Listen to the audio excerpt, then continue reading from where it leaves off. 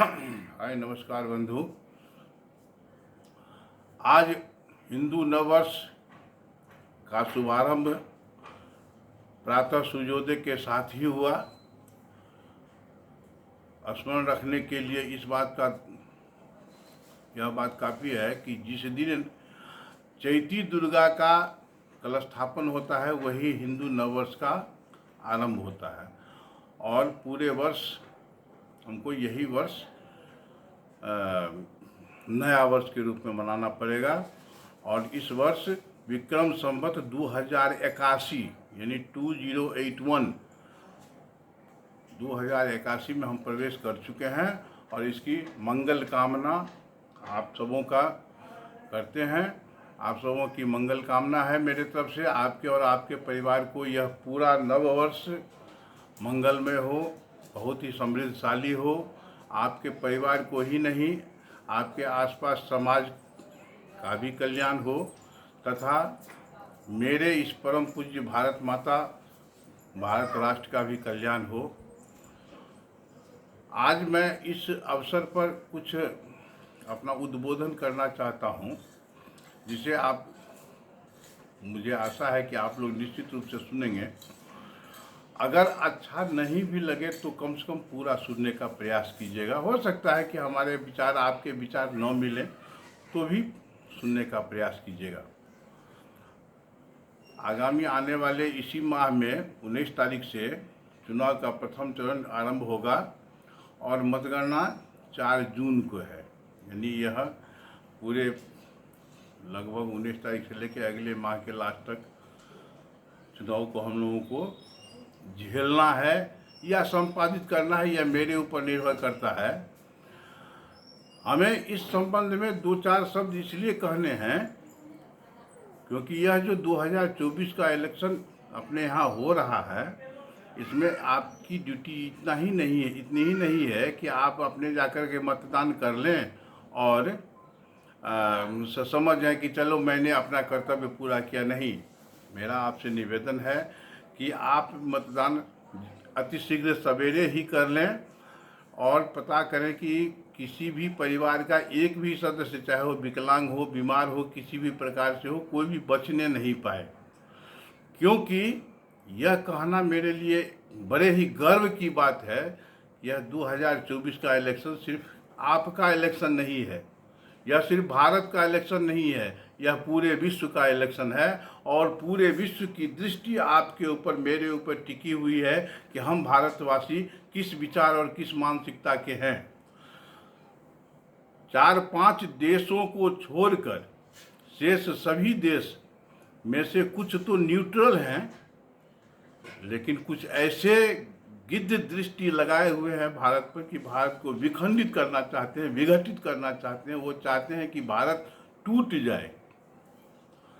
ऐसा एक नहीं कई उदाहरण आपके साथ दे सकता हूँ। समय अभाव है, हम बहुत अधिक लंबा इसको नहीं खींचने जा रहे हैं, लेकिन हाल ही में सुना होगा कि खालिस्तान समर्थक पूरा अपना जोर लगाकर वो कहता है कि हम इस देश से अलग होना चाहते हैं। ठीक इसी प्रकार तमिलनाडु कहता है, आसाम कहता है, कश्मीर अब नहीं कहने लगा है लेकिन कहता तो रहा ही है। ऐसे गुजरात में भी कई बार इस बात की चर्चा हुई है। इस प्रकार छिटपुट घटनाएं भारत में होती रहती है और इसमें आपको भी कई प्रकार के समाचार सुनने को मिलते हैं। हाल ही में वो एक पन्नू नाम का आदमी है जो कनाडा में बैठ कर के, अमेरिका में बैठ कर के इन लोगों से सहयोग लेकर के केजरीवाल जी को 133 करोड़ दिया। तो कल्पना करिए कि हम आज जिस अरविंद केजरीवाल जी के पक्ष में हम खड़े हो रहे हैं, हमको क्या लाभ हुआ। मेरे लाभ नहीं होने न होने से बहुत अधिक अंतर नहीं पड़ता है, तो मेरे समाज को क्या लाभ हुआ। जिस वर्ग के लिए वो हल्ला करता है, वो आवाज़ उठाता है, उसके लिए क्या लाभ हुआ। इस 133 करोड़ से किसको लाभ हुआ। 100 करोड़ रुपया किसी और के पक्ष में दे दिया, 10, 20, 50 करोड़ किसी और के पक्ष में दे दिया, कहीं 10-20 करोड़ 50 करोड़ कहीं इलेक्शन में लगा दिया कि हमारा सत्ता बने, हमारी सत्ता बने, हम राज करें। उनका एक कथन यह भी था कि हम पंजाब का प्रधानमंत्री बन जाएंगे। अब सोचिए कि प्रधानमंत्री बनने का क्या अर्थ हो सकता है।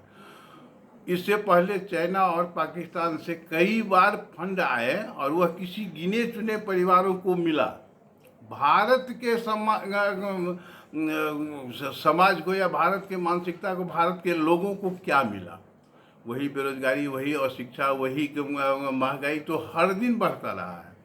आज एक प्रधानमंत्री ऐसे हुए हैं जो हमसे ही पैसा लेकर मेरे ही राष्ट्र का विकास कर रहे हैं। हो सकता है कि हम अधिक बेरोजगारी की मार में फंसे हुए हैं, महंगाई की चपेट में फंसे हुए हैं, हमारे साथ बहुत प्रकार के समस्याएं उत्पन्न हो रही है, फिर भी हम झेल रहे हैं।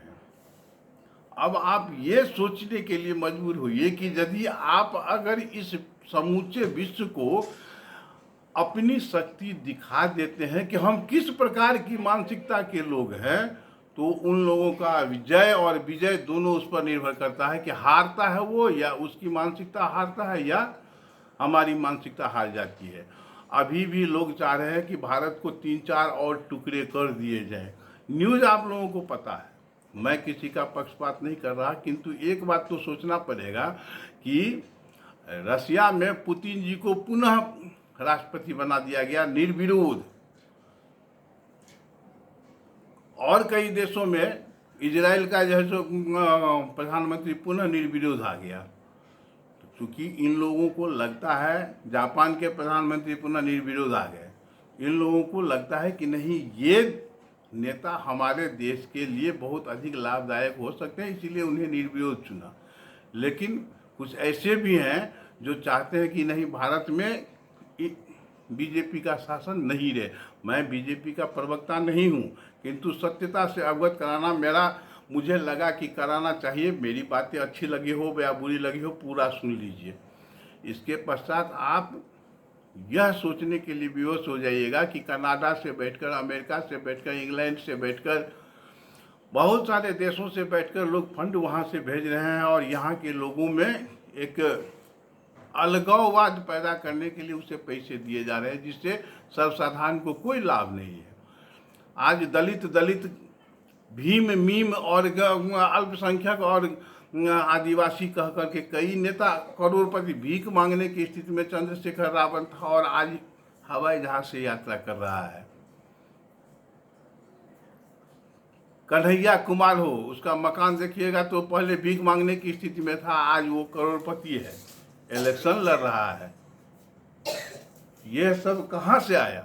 आखिर इन सब बातों को सोचने के लिए आपको अपना क्वालिटी स्वयं यूज करना होगा। अगर आज हम उस नेता के पीछे भाग रहे हैं और उसका हम जिंदाबाद जिंदाबाद कर रहे हैं, तो हमारा क्या भला होने वाला है?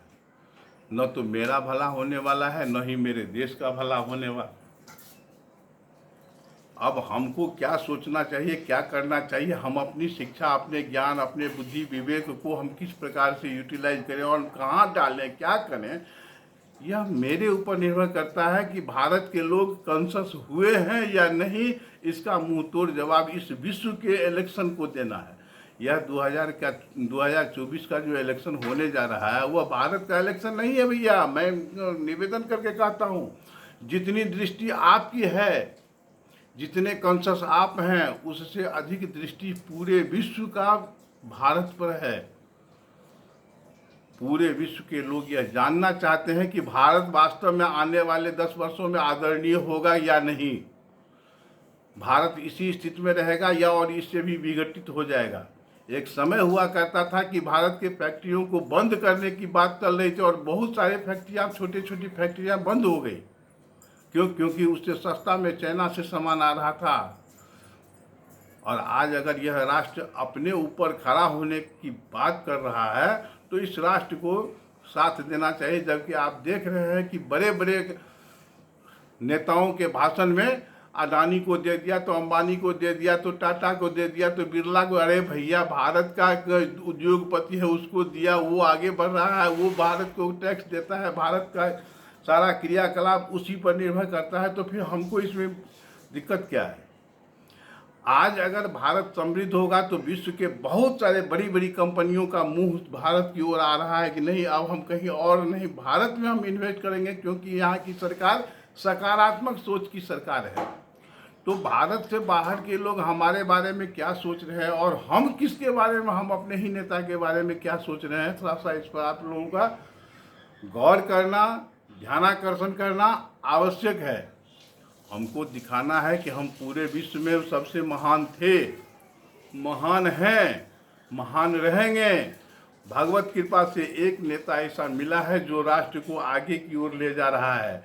अगर यहाँ 10, 20, 50 कंपनियां आएगी तो बेरोजगारी को ही ना नौकरी मिलेगी, अब क्वालिटी वाले को मिलेगी, सर्टिफिकेट खरीदने वालों की नहीं मिलेगी। वो तो सरकारी नौकरी पर आश्रित है कि सरकारी नौकरी मिले तो मेरा गुजर चले। क्योंकि उसके पास क्वालिटी नहीं, वो 4 प्रश्नों का उत्तर नहीं दे सकता है, ग्रेजुएट है, ग्रेजुएशन का अर्थ नहीं, स्पेलिंग नहीं बता सकता। एक विद्यार्थी से पूछा तो कहा कि हम LLB है, LLB का पूरा नाम नहीं बता पाता है। तो ऐसे को केवल सरकारी नौकरी चाहिए, वरना क्वालिटी वाले तो अपना स्थान खोज ही लेते हैं, अपना स्थान बना ही लेते हैं। एक बार गूगल को हैक किया तो सुंदर पिचाई बहुत बड़ा वहाँ का CEO बन गया। एक बार विद्यार्थी का एक बिहार का एक विद्यार्थी ने गूगल को हैक किया तो उसको भी कोई पोस्ट मिल गया। क्वालिटी की कमी नहीं है, अंतर ये है कि हम किधर जा रहे हैं। क्या हम अपने बुद्धि, विवेक, ज्ञान और विचारों का जो है सो सदुपयोग कर रहे हैं, या किसी नेता के चरणों में समर्पित करके उसका हम दुरुपयोग कर रहे हैं। यह बात अगर आप चिंतन नहीं कीजिएगा, राष्ट्र आपका है, कोई भी पार्टी, कोई भी प्रधानमंत्री, कोई भी राष्ट्रपति, कोई भी आवे 5-10 वर्षों के लिए, जीवन भर के लिए नहीं, क्योंकि कभी न कभी तो उन्हें भी इस संसार को छोड़कर जाना होगा, फिर दूसरे आएंगे, तीसरे आएंगे। तो इस बार अगर मान लीजिए कि बीजेपी सरकार कहती है कि बीजेपी अब की बार 400 पार, और हम GST, हर क्षेत्र में GST लगा करके राष्ट्र के विकास में हम अपना योगदान दे रहे हैं, तो मेरा आप लोगों से निवेदन है कि किसी में 1.5% GST, 2%, 5%, 8%, 15, 20, 25, 35% तक GST लगता है। तो क्यों नहीं हम इस बार इस इलेक्शन में 10% GST जोड़ करके 400 प्लस 10%, 40 बराबर 440 पार क्यों नहीं कर दे, ताकि आगे आने वाले 5 वर्षों में राष्ट्र सर्वोत्कृष्ट स्थान प्राप्त कर लेगा, सर्वोत्तम स्थान प्राप्त कर लेगा, सर्वाधिक मान्यता प्राप्त यह राष्ट्र कहलाएगा। आज तो कुछ ही लोग भारत के आगे पीछे घूम रहे हैं। आने वाले 5 वर्षों में पूरा विश्व भारत के आगे पीछे घूमेगा। यह स्वाभिमान सिर्फ कुछ नेताओं में नहीं, मुझ में भी होना चाहिए, उस प्रकार से कि आज अगर अमेरिका का कोई कुत्ता कोई खरीद कर 50,000 या 1 लाख में ले आते हैं तो लोग उसे देखने के लिए जाते हैं कि ये अमेरिका का कुत्ता है। अरे बाप रे, एक बार लोग हाथ फेर लेते हैं तो लगता है कि हम अमेरिका के कुत्ते पर हाथ फेर लिए। सच मानिए, अगर भारत राष्ट्र विकसित हो गया तो यही भारत से जो कुत्ता जाएगा विदेश, चाहे वो अमेरिका जाए कि लंदन जाए कि ऑस्ट्रेलिया जाए कि अफ्रीका जाए, बात को स्पष्ट रूप से सुन लीजिए कि उस कुत्ते के देह पर लोग हाथ फेरने के लिए नहीं आएगा, बल्कि चरण स्पर्श करने के लिए आएगा कि हे कुत्ता, आप भारत के हैं, भारत जैसे महान ऋषि मुनियों के स्थान से आए हैं, इसलिए आपका चरण स्पर्श कर लेना भी इतने ऋषि मुनियों के चरण स्पर्श के बराबर है। हे कुत्ता, आप पूरे राष्ट्र में किसी भी मानव से अधिक पवित्र हैं, क्योंकि आप भारत के राष्ट्रपति हैं, मतलब भारत के कुत्ता हैं। और भारत के एक एक जनमानस, एक एक भारत राष्ट्र के एक एक व्यक्ति का सम्मान बढ़ेगा, उसकी पहचान बढ़ेगी। अभी तो कुछ ही देशों में भारतीयों को सम्मान मिलने लगा है। आने वाले समयों में मैं वादा करता हूँ, दावा करता हूँ, आशा करता हूँ कि एक एक व्यक्ति को भारतीय नाम सुनकर के उसको स्थान मिलेगा। नहीं, पहले ये भारतीय हैं, इनको समझो, इनको बोलने दो। इसीलिए मैं कहूँगा कि पार्टी को नहीं, मोदी को नहीं, बल्कि आप अपने राष्ट्र का विकास करिए और राष्ट्र के विकास के लिए आप हर हाल में उसमें अपना योगदान दीजिए, अपना मतदान कीजिए। एक भी मतदाता छूटे नहीं, सबका मतदान होना चाहिए और आपके राष्ट्र का विकास इसी प्रकार होना तय है। मेरी बात को मान लीजिए, गांठ मान लीजिए, गांठ बांध लीजिए और 10% जीएसटी के साथ इस बार 400 पार नहीं, इस बार 440 के पार हम लोग करके हरे हरे कर देंगे, ताकि भारत राष्ट्र सर्वोत्तम स्थान प्राप्त करे। भले आर्थिक स्थिति में अभी पंचम है, चतुर्थ और तृतीय और द्वितीय प्राप्त करना तो निश्चित है, किंतु सम्मान में सर्वोत्तम होना चाहिए, सर्वप्रथम होना चाहिए। इसी बात को कहते हुए मैं अपनी बात को विराम देता हूँ। जय हिंद, जय भारत, वंदे मातरम।